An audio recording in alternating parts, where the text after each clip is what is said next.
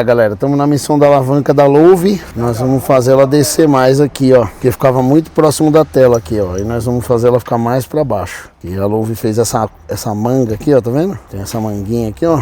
Aí é com ela que a gente... Será que agora vai? Isso, olha só, vamos fazer aqui a coifa do câmbio agora.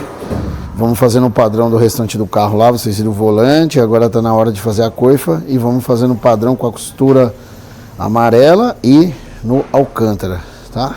Então estamos aqui na Auto Prime. Se você precisa de qualquer coisa relacionada a revestimento de volante e também coifa de câmbio, também faz banco, também faz tudo, é só você entrar em contato, pessoal. E vai na descrição do vídeo aqui, tem aí o Instagram, tem o contato, você chama e faz o seu orçamento com o pessoal aí, tá? Envia para qualquer lugar do Brasil também, tá?